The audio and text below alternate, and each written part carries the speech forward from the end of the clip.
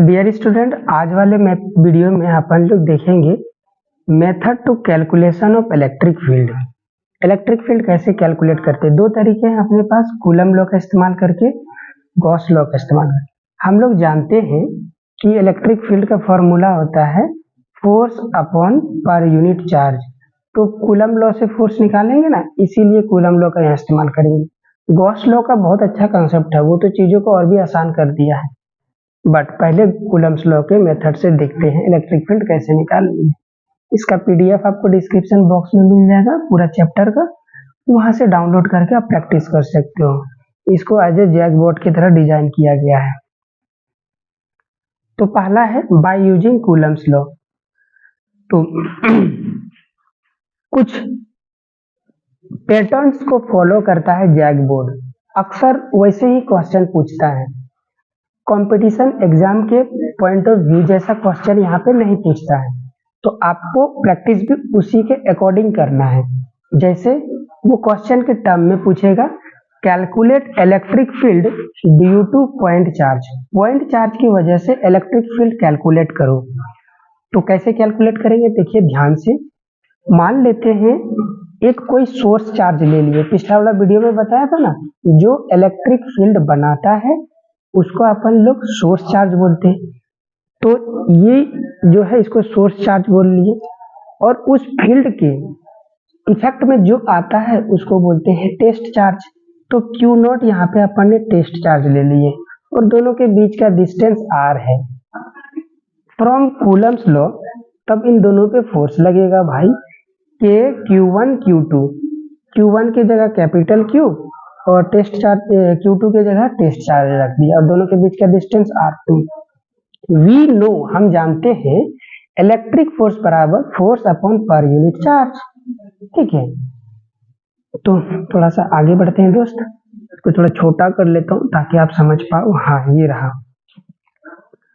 तो भाई फोर्स तो मेरा यहाँ पे ये है, इसको मैंने रख दिया यहाँ पे। ठीक है, अब Q पर यूनिट चार्ज, ये जो नीचे Q है उस कौन सा Q को रखेंगे, सोर्स चार्ज को रखेंगे या टेस्ट चार्ज को रखेंगे। हमेशा याद रखिए सोर्स चार्ज को नहीं रखते हैं। किसको रखते हैं, जिसपे इफेक्ट हो रहा है। किस पे इफेक्ट हो रहा है भाई, टेस्ट चार्ज पे।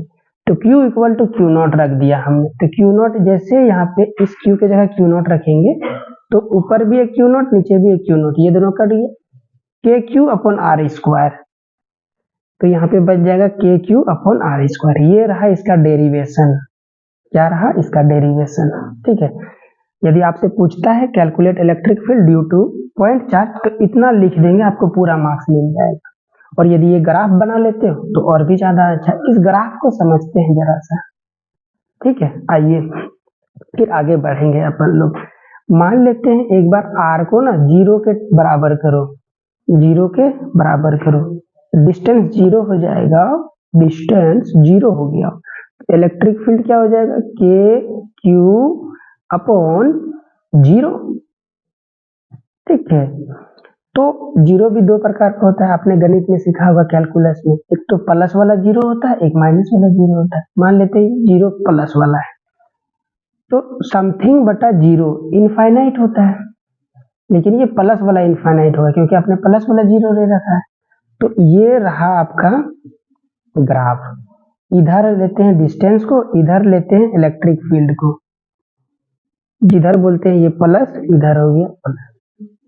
अब प्लस इनफाइनाइट देखो कहाँ पे हो गया, ऊपर की ओर। यहाँ पे इलेक्ट्रिक फील्ड कहाँ पे हो जाएगा, जैसे ये यहाँ पे 0 है ना, यहाँ पे 0, ये 0। जब डिस्टेंस हमारा 0 हो जाए, देख रहे हो 0, जब डिस्टेंस 0 यानी R 0 हो जाता है तो इलेक्ट्रिक फील्ड कितना होता है भाई, इनफाइनाइट। इसीलिए यहाँ पे ग्राफ यहाँ ऐसे चालू होगा।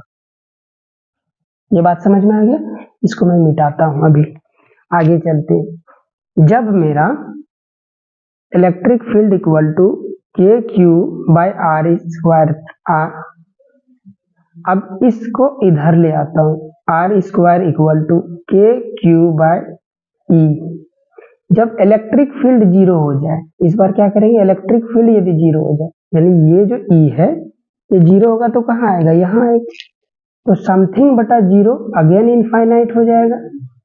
तो आर जो वैल्यू होगा वो इनफाइनाइट, तो आर का वैल्यू इनफाइनाइट कहाँ दौड़ेगा, इधर से आएगा ना भाई, इस तरह से। और ये ग्राफ यूं और यहाँ जीरो को टच नहीं करते हुए ऐसे जाएगा। ठीक है, ये थोड़ा डिफिकल्ट है, आपको इतना याद नहीं रखना है, आप तो बस इतना याद करके रखोगे तो पूरा मार्क्स मिल जाएगा। ठीक है, ये वाली बात समझ में आएगी। अभी देखिए ये फॉर्मूला जो है ना, ये फॉर्मूला, इससे ऑब्जेक्टिव क्वेश्चन पूछता है, इस टेस्ट का इसका क्यू का मान दे देगा और आपको निकालना है आर का भी मान देगा। के का मान तो आप ऑलरेडी जानते हैं, 10 की 9 इंटू 10 की पावर 9। समझ में आई। अगला